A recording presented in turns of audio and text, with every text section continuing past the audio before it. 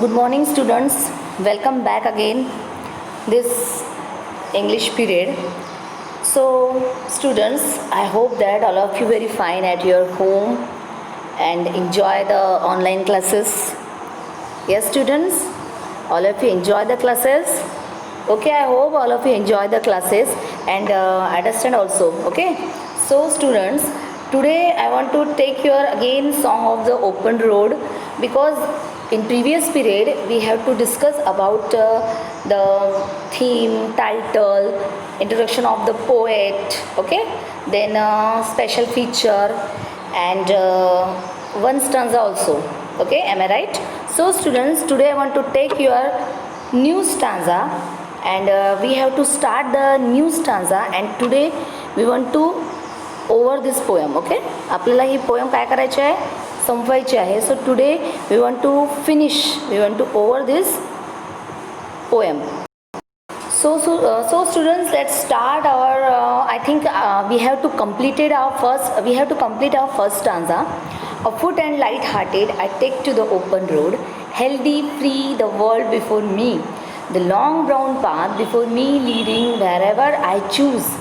Henceforth I ask not good fortune, I myself am good fortune. Okay, so in this previous stanza, the poet Mr. Walt Whitman is going to tell you that means the freedom of a journey is very essential. The freedom of a journey, the happiness of a journey is very, very important.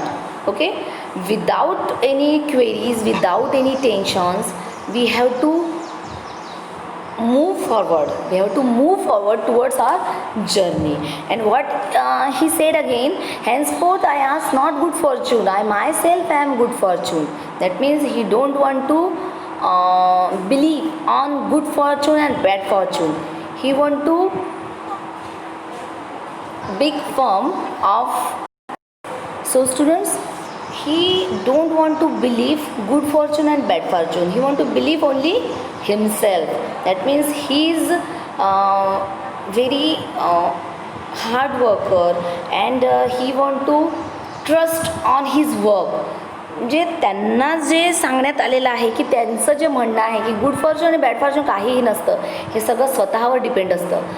आपण जर चांगले असलो, आपल्यामध्ये खरोखर विश्वास असेल, तर सगळ्या गोष्टी ह्या कशा घडतात, चांगल्या घडतात. अँड आपल्यामध्येच जर का काही कमीपणा असेल, तर बाकीच्या गोष्टी त्या ऑब्व्हियसलीच वाईट होणार आहेत. So next line, henceforth I whimper no more, postpone no more, need nothing. Here again, henceforth I whimper no more, postpone no more, need nothing. This line is, the figure of speech is repetition. Which figure of speech is this? Repetition. Okay. So henceforth I whimper. Whimper means make a series of low, weak, sad cries, especially with fear and pain. Someone make their self whimper. That means they are scared, they are weak, they are especially feared. Okay, so that is the weakness of the people. Okay, so there is no need to nothing. There is no need to nothing. If we are self confidence, we are strong, so there is nothing to impossible. की त्याच्यामध्ये काहीही impossible नाही आहे. जर आपण स्वतः सशक्त असणार, आपण चांगले असणार, तर आपण सगळं काही करू शकतो. Now next, done with indoor complaints, libraries, quarrels, criticism. Again here, done with indoor complaints, libraries, quarrels and criticism. So this line is again, which figure of speech is this? Here is the figure of speech is climax. Which one? Climax.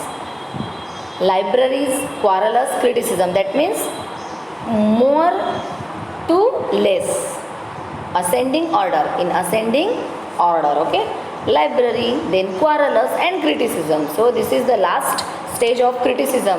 So this example done with indoor complaints, libraries, quarrels and criticism is the example of climax. Okay, so done with indoor complaints. Which complaints we have to done? Which complaints we have to done it? So the complaints are some, that means personal complaints, or some that means bad complaints, otherwise we have to take a personal complaints, all those things. Then quarrelous, quarrel म्हणजे भांडण, quarrel म्हणजे काय असते, भांडण, की भांडणात त्याचं रूपांतर होते आणि भांडणातून झाल्यानंतर क्रिटिसिझम होते, त्याला क्रिटिसाइज केलं जाते, म्हणजे त्याच्यावर काय केलं जाते, समीक्षा केली जाते, समीक्षण केलं जाते, क्रिटिसिझम, त्याचे अवगुण काढले जातात. So these are the ascending order. In ascending order the qualities are, these qualities are going towards. Okay, then strong and contain, I travel the open road, the earth that is sufficient. Again strong and contained, I travel the open road. मी स्वतःला कसा समजतो म्हटलेलं आहे, strong, आणि माझ्यामध्ये जे काही असेल ते कसं आहे, स्ट्रॉंग आहे, आणि म्हणून मी ह्या ओपन रोडवरून काय करतो आहे, प्रवास करतो आहे. I just travel on this open road, the earth that is sufficient. आणि ही पृथ्वी माझ्यासाठी काय आहे, सफिशियंट आहे. या पृथ्वीवर मी कितीही काळ काय करू शकतो आहे, प्रवास करू शकतो आहे. Now next two words here is I do not want the constellation any nearer. So what is the meaning of constellation here? Fate, destiny, नशीब, दैव, and influential groups of people. आणि कोणत्या लोकांचा ग्रुप असतो तो, influential groups of people. I do not want the constellations any nearer. मला कधीच माझा फेट किंवा डेस्टिनी दिसलेली नाही आहे. मला माझ्या फेटवर, डेस्टिनीवर काहीच विश्वास नाही आहे. मला कशावर विश्वास आहे, on himself, because I be firm with myself. I know they are very well where they are.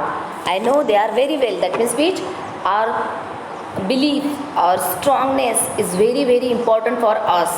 जर तेच आपल्यामध्ये नसणार तर आपण दुसरं काहीही करू शकत नाही. Okay, the next, I know they suffice for those who belong to them.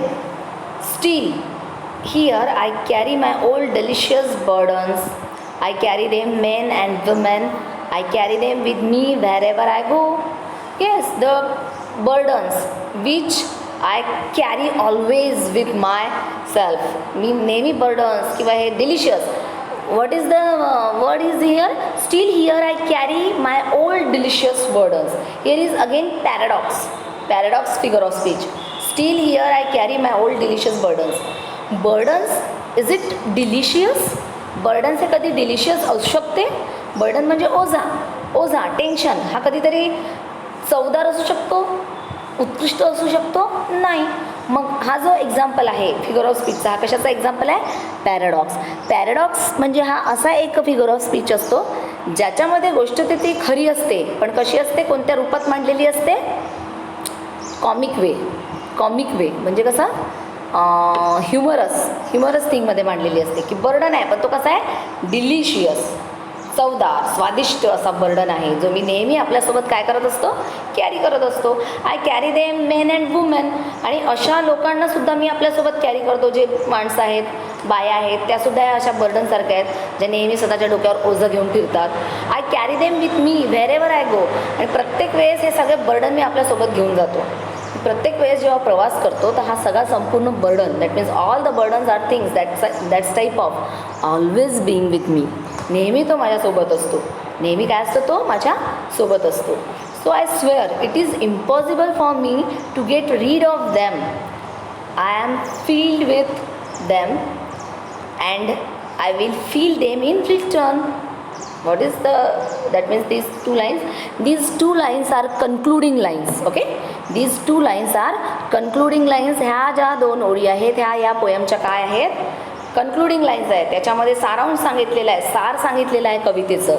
काय म्हणतात poet, I swear it is impossible for me to get rid of them.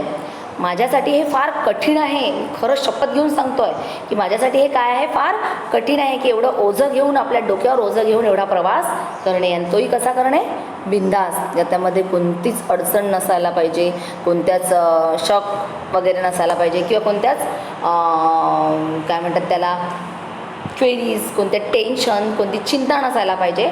तर अशा ठिकाणी मी काय करतो म्हटलेलं आहे, अशा गोष्टी घेऊन मी प्रवास करतो.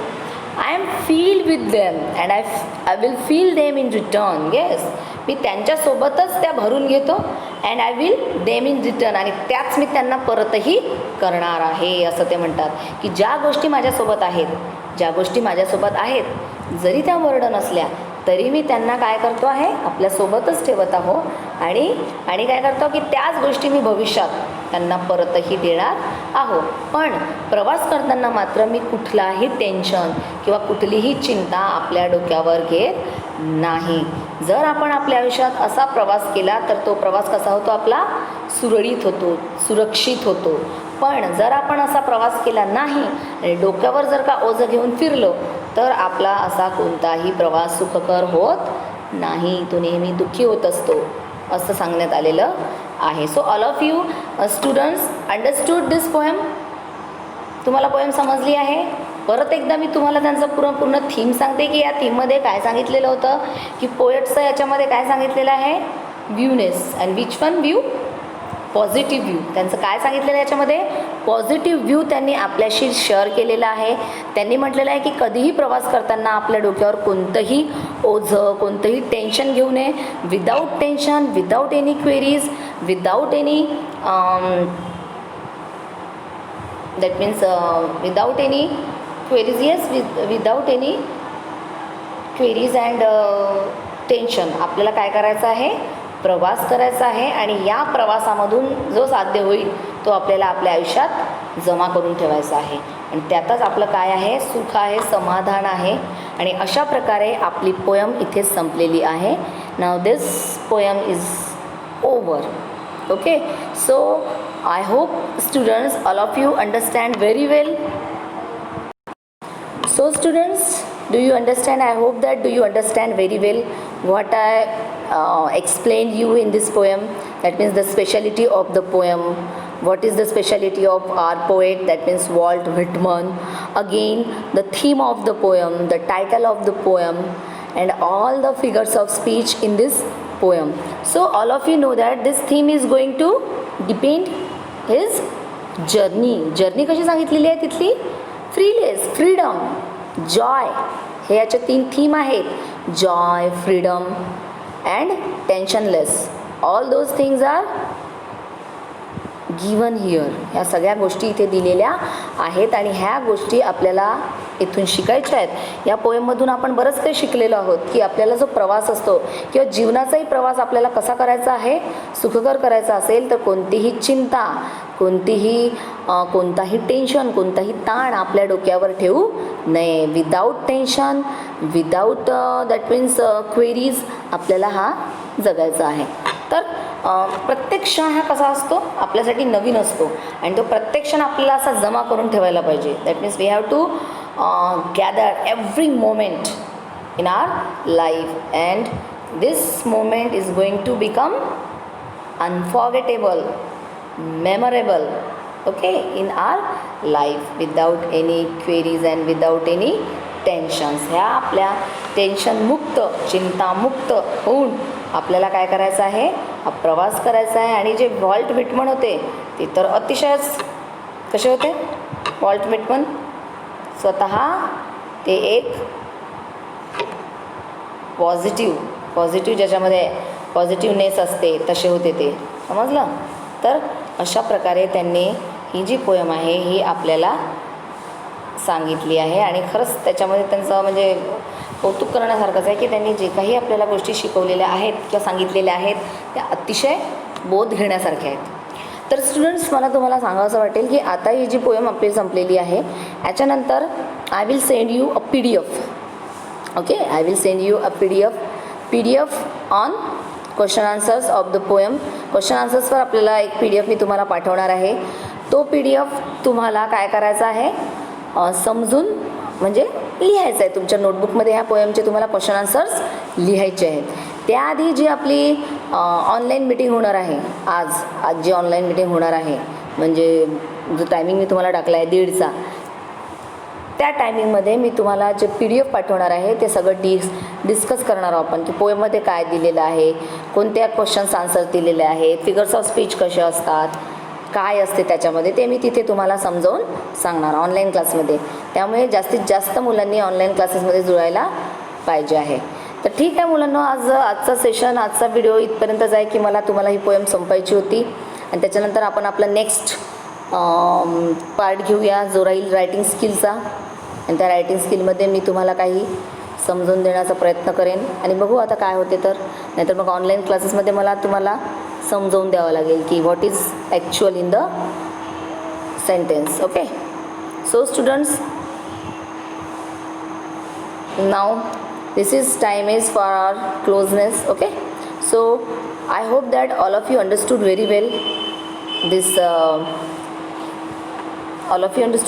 this poem, and if you have any questions, if you have any doubt, so you will have to ask me on Zoom app. Okay, when we have to conduct the meeting, that time you will have asked two questions if you have any doubt. जर तुम्हाला कोणताही doubt असेल कवितेसंबंधी म्हणा, कोणत्या question संबंधी म्हणा, कोणत्या figure of speech संबंधी म्हणा, तर तुम्ही मला ऑनलाईन मीटिंगमध्ये विचारू शकता. You can ask me. Okay, and I am always ready for your answer. मी तुमच्या आन्सरसाठी नेहमी रेडी असणार आहे. तुम्हाला जेव्हा माझी मदत वाटेल, if you have any help from me, so I will always ready for that. मी असणार आहे, तुम्हाला नेहमी रेडी असणार आहे की तुम्हाला कोणते क्वेश्चन आन्सर जर कठीण वाटत आहेत किंवा काही क्वेरीज आहेत तर ते क्वेश्चन आन्सर सॉर्ट आऊट करायचे मला तुम्हाला म्हणजे करावेच लागतील आणि मी ते करणार. तर त्यामुळे जर तुम्हाला कोणत्या अडचणी आल्या असतील तर तुम्ही मला त्या विचारायचा आणि त्या विचारल्यानंतर मी तुमचे ऑनलाईन क्लासमध्ये ह्या अडचणी दूर करणार. आणि तुम्हाला मी परत सांगते आहे की मी एक PDF तुम्हाला पाठवणार आहे. त्या PDF मध्ये या पोएमचे क्वेश्चन आन्सर्स असतील, ते मी तुम्हाला PDF द्वारे पाठवणार आहे आणि ते तुम्हाला तुमच्या नोटबुकमध्ये लिहून घ्यायची आहेत. ठीक आहे, आणि जो ऑनलाईन क्लास होणार आहे त्याच्यामध्ये मी तुम्हाला त्याच PDF त्याच क्वेश्चन आन्सर्सवर समजावून देणार आहे. So you have to join this online meeting also, and today's session is over. So till then, goodbye students, take care of yourself and stay safe, stay home. Goodbye.